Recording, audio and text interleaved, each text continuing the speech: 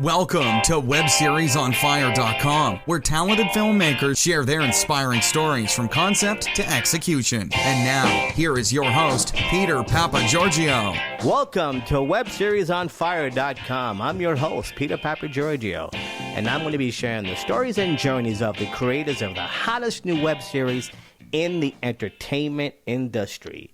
My guest today, REKHA SHANKAR. She is a comedian, an actress, and a writer, and she has created a web series called Hustle. Yeah. REKHA, are you ready to ignite the entertainment industry with your web series? Hell yeah, I am. Of course you are. What kind of question is that, right? REKHA, you want to give us a little, a quick glimpse of your personal life? Where'd you grow up? Where'd you go to school? Yeah. So I'm from the suburbs of Philadelphia. I went to, middle school and high school there, and then I went to college at NYU for TV and film. Okay. So you graduated everything?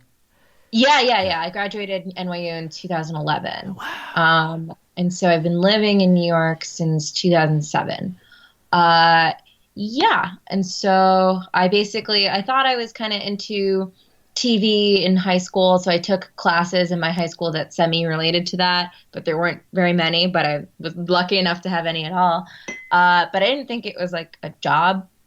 So when I went to NYU, it was nice to be like, I can do this actually as a job. It will be very difficult and no one will want me to, but I can do it. So basically, since graduating, I've kind of just been running around doing a lot of freelance stuff, doing a lot of video editing, and trying to gradually shift from sort of more labor-based jobs like video editing to more creative ones like writing. Right. What are you working on? Because I'm also an editor too. Are you working on Final Cut Studio? So I use Final Cut for my personal stuff. Mainly when I work jobs, I use Avid, and then very slowly using more and more Premiere as that's becoming the thing people like to use. So I guess all of them. Yeah, I know. They're all pretty much just, the result is the same at the end. It's just, Sure. how comfortable you are, and I get it. Yeah. Sure. Now, when you were talking about, when you decide to go into this career, your parents, Yeah. were they for it or against it? Did they understand it? They didn't know what I was talking about. Even when I got my acceptance letter to film school, I called my dad and I told him, because I transferred within NYU into the film school. So I was already at NYU and then I transferred into the film school. So I called my dad and he didn't really get what I was saying. He was understood I was happy about it. So he was like, okay, cool. But I almost think because of how foreign it was, they didn't know what to fear about it. So they didn't say no. No one was like, don't do this. They were kind of just like, okay, if you get what it is, if you understand what that business is, I guess you can go for it. So that I'm very lucky to have experienced, because I know some people's parents would be like, no way am I going to let you go to get a stupid BFA or something. And I think they also knew that I was very academic at my core, so I would approach it the way I would approach a more linear path, which I definitely have. My mom gets very worried about it still, because she always talks to me as if I don't have a job, and I'm like, I have a job. It's not the same one every week. I go to a place and I freelance for 2 days, and then I freelance at another place for 2 weeks, and et cetera, et cetera. And that she's extremely unfamiliar with. Yeah, you want to, when I checked out your website, and you had a little button there to click to hear your mom's voicemail. Yes. Yeah. Basically, you want to tell the audience about that? Yeah. Basically, she'll call me very often and leave voicemails about how I should go to grad school and study insert subject of the week for her, whether it's I should study math, I should study English, I should study nutrition, or whatever it is. Yeah, she talked about nutrition in the one that you put up, yeah. Yes, she's just very fearful and comes sort of from a perspective that grad school will ensure a more stable job path for me. But truly within the arts, I mean, grad school could mean something, but it also could mean nothing. It's not like I'm going to be a PhD in film studies or something. Like it's not required by any means. Yeah. Even film isn't required by any means. So Yeah, she doesn't yeah. get that. Well, it's coming from love, Oh yeah, of Yeah, course. love and fear. She just wants Yeah. you to be happy and be successful, Yeah. Yes, totally. Yeah. Do you want to tell the audience what your web series is about, Hustle? Yeah. So it's called Hustle. It's about two women of color chasing their creative goals while fighting against the supervillains of racism and unequal opportunity. So I always say it's kind of like Scott Pilgrim meets social justice. And it also has that yeah. video game element to it. Yeah, so it tries to play off of how sometimes the obstacles you have to conquer feel like you're obstacles in a video game, but it's in this case it's a video game where the code goes so deep that it's rigged against you and you'll basically never win. But each episode tries to poke fun at that, so it's not all grim and depressing. Yeah. But yeah. Now I saw the trailer. Now you haven't shot anything yet, though. You just got the trailer together, right? Well, we shot the first episode in the fall because I launched the Kickstarter in the fall and I wanted to like cut a scene together in the middle of the campaign to show sort of a work sample. And let's tell the audience you exceeded Yeah, your we goal, which is did it fantastic. all, which is great. Yeah, and so we did the Kickstarter. We released a scene in the fall, and then we actually cut the first episode, which is basically done now. We're getting composing done at the moment. And then I'm in pre-production for the remaining about 3 episodes that we're going to shoot in April. Oh, okay. Are they like between 3 and 7, 8 minutes long? Yeah, so actually I even just misspoke when I said that. We're shooting 2 of them in April, and they're about like 7 or 8 minutes, so they're longer. And then the final one we'll probably shoot in June, which will also be around 7 and 8 minutes. Oh, okay. What inspired you to create this web series? Yeah, so basically I decided to sign up for a pilot writing class because I had never written one before, and I had no idea how to do that either. And this was at NYU? No, actually, I graduated in 2011, and I wrote Hustle in the very end of 2015, early 2016. So it was well after, but it was just that, I like the formalized structure of classes, and a friend of mine is very good at writing pilots and was teaching a class. So I was like, I'll sign up for this, and it was very affordable. So I signed up, and I didn't really have a concrete idea of what I wanted to write, but he wanted you to come in with something on the first day. So the only thing I thought about was just how that summer my roommate and I had hung out a lot, and she is also like me where she's running around from job to job constantly just doing stuff for her career. And she's a freelance documentary filmmaker. So we would talk a lot, and we talk a lot about how we don't know people who work like us and who will be like, yeah, okay, I'll stay up till 2 a.m. every day and wake up at 5 and like do 2 different jobs every day, like just like constantly running on fumes. So that had happened that summer. We would just like talk a lot about that. So I thought about that and was like, oh, it'd be cool to like show that in a comedic way, and kind of contrast the sort of slacker comedies that are about people our age. Because that was something my roommate and I talked about too. We're like, we don't really relate to that because like we've never been allowed to slack as like women. Right. And like as women and women of color, we always have to work a lot harder to get about half as far. So I thought that was compelling enough to write a pilot about, even if I didn't have all the pieces together. So that was what inspired it. So your concept to creation was you wrote this pilot, and then you said, hey, you know what? Let me start breaking this down into a web series. Yeah. So yeah, I wrote the pilot as like a full 30-page thing. And then I was submitting it to contests and getting rejected from every contest. I can't even count how many I got rejected from. And then finally I was getting so down on myself, and it really bummed me out to think that I couldn't do anything with it when it was my favorite thing I had written so far. that I was just like, what the hell am I doing? I went to film school. I have to just figure out a way to make this. So I started sending out emails and asking people, would you be interested if I made this into a web series? Because a lot of people had read it and they liked it. And my friends were all saying, yes, yes, yes, we'll help you. And so then I just launched the Kickstarter and decided to, because I didn't want to film the pilot because that's way too expensive to film the first thing. So I wanted to condense it into something I could actually do. When you started the whole Kickstarter campaign, were you like apprehensive? Were you nervous? Like, is anyone going to send me any money? Of course, because I'm working by myself. I'm not even like a team. I don't have like two pools of people to reach out to. Basically, anyone I thought to send the Kickstarter to was that was the pool of people who would see it.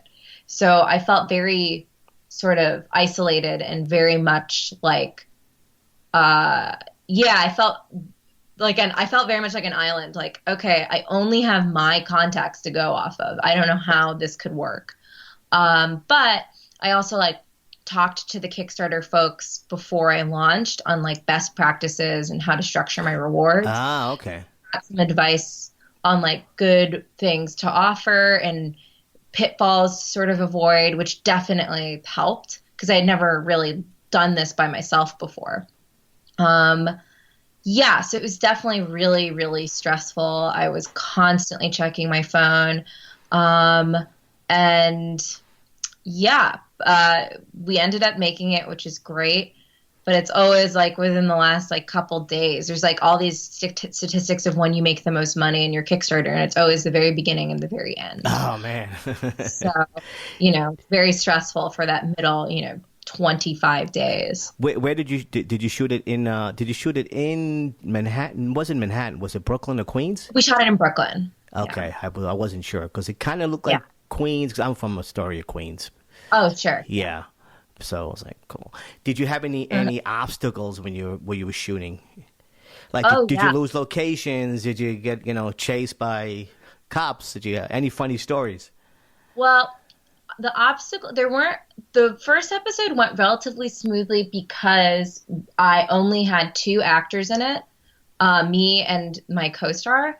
So that was like sort of minimized, and we shot it all in my apartment and around my apartment. So that was good.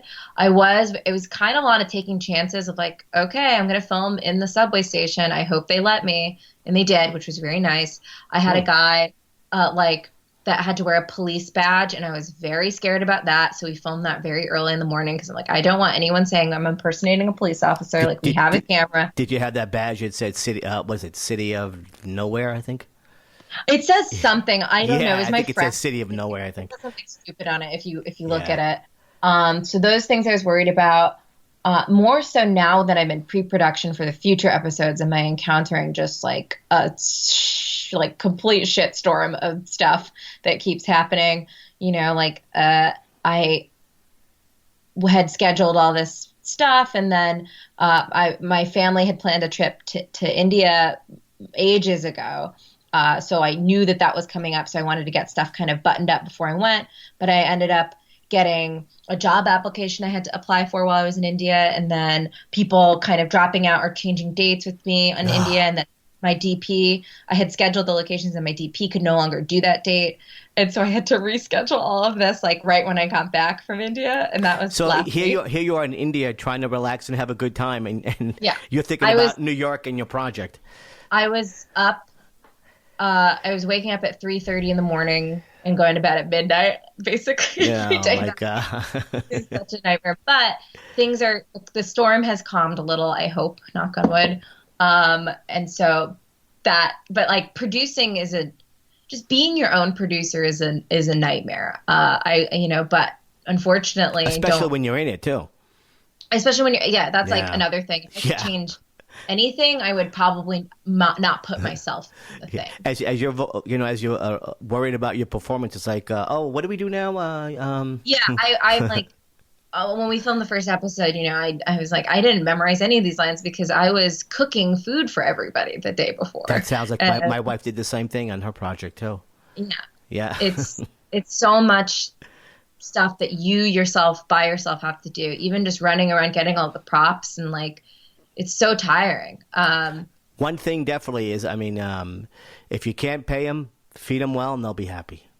Yeah, exactly. And that's what I'm trying to do. Like everyone gets a small stipend, but I am trying to make it as pleasant of a day on set. So I'm very, very organized when I do film shoots. So I'm like, I don't want, like, we are not fucking around. Like, there's not going to be a thing where you set up all the lights in the camera for this direction and then we flip directions and I'm like, actually, we got to go back. Like, no, I've got it done. Yeah, like a big ass shot list, like none of that bullshit. Yeah, and like, that's right. Yeah, you did your homework. Yeah. Yeah, yeah. What kind of camera did you use? For the first one, we used my roommate's 7D, but she has like nice lenses, so I think that like works a lot as like prosumer of a camera. That is, the lenses are what make it look a lot better. For the Kickstarter, my friend who shot it had a Blackmagic, so we used that, but I think he's kind of using it all the time now, so we can't really use it. The audio is basically going to separately, right? Sound? Oh, yeah. Audio, we use an H4n. And then I have a hypercardioid mic and I have wireless lavs. Oh, cool. Is there any advice that you would like to give to people who are thinking of doing a web series out there? Yeah.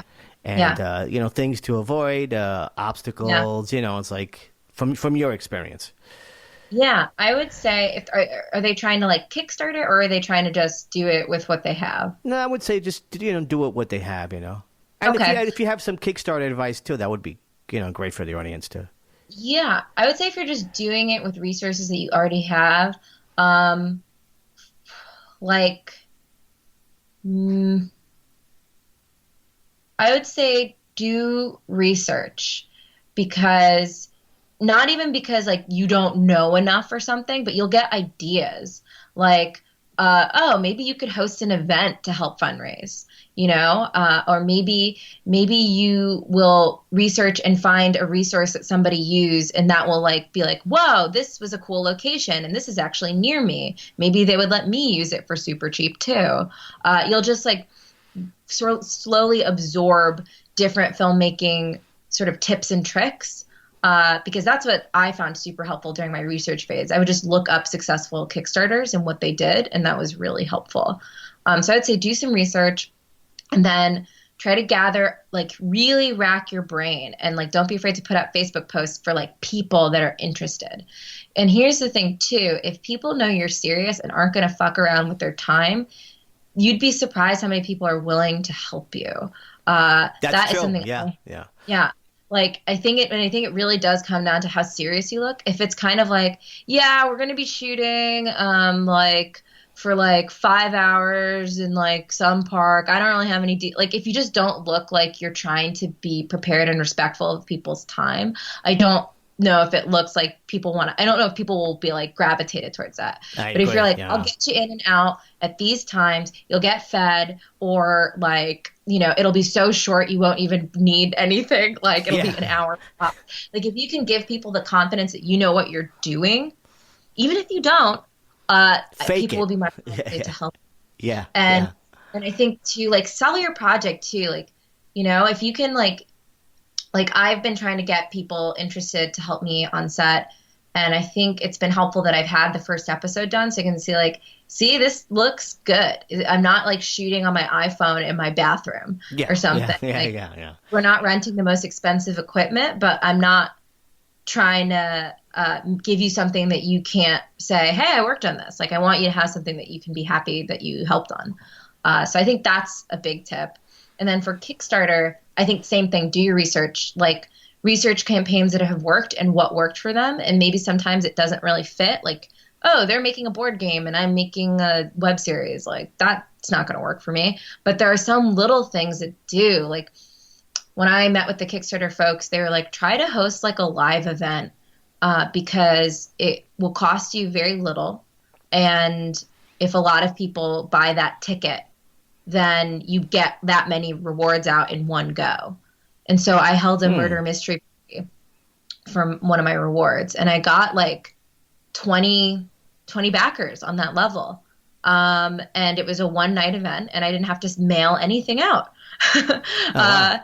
It was just like, and I had a friend who was interested in writing a murder mystery party, so she wrote that for me, which was awesome. And then we had the party, and that was 20 rewards taken care of. Because shipping and all that crap is a nightmare and has taken me like 2 or 3 months to finally complete. So like anything you can do like that. Also, a really helpful tip they gave me is not doing like a lot of people will be like, you'll get a personal thank you note if you donate $5. It's like, well, $5, a lot of people probably are going to donate $5. Like, what if 300 people donate $5? You'll be screwed. So keep those levels, like keep those reward levels manageable for yourself, or set limits on them that are reasonable for you. Because they told me a story of like a woman who's promised, she's like a painter, and she promised personalized postcards to people. Ooh, that's a lot at a of, lower that's a level. lot of work, yeah. Yeah, a lot of people donated, and it sounds like a huge nightmare. So like keeping those things in mind, trying to provide rewards for every type of backer. Like for mine, it was like, oh, maybe some gamers would be into it. Okay, can I provide anything for them? Maybe some like comedians would be into it because it's a comedy. Okay, what can I provide for them? Maybe some people who are not related at all to the arts would be interested. And that was where I was like, the murder mystery seems fun for those people because it's like an event. It's like not related to comedy. It's like they get to participate in something fun and they get free drinks and stuff. So those would be my big. Cool. Well, great. Thank you. Do you want to tell the audience as we wrap up what your next plan is? Basically, just to shoot, like you said, till basically, I'm just gonna shoot in April and then hand off to my editor and my visual effects people, and hopefully have a whole season by the end of the year / early 2018. Cool. Do you want to give the audience your contact information, website? Yeah. So you can find me at REKHASHANKAR.com. That's REKHASHAN as in Nancy, KAR.com. And on Twitter at REKHA Shankar. And yeah, you can also check out hustlethewebseries.com for information about that. Cool. Great. Well, thank you for being on the show. Yeah, thank you. And good luck with everything. Thank you. Bye-bye. Well, that wraps up webseriesonfire.com. If you would like to be a guest on the show, please email me at webseriesonfire@gmail.com. Please like us on Facebook and subscribe to our podcast on iTunes. Thank you. Thanks so much for listening to webseriesonfire.com with your host, Peter Papagiorgio. We'll catch you next time.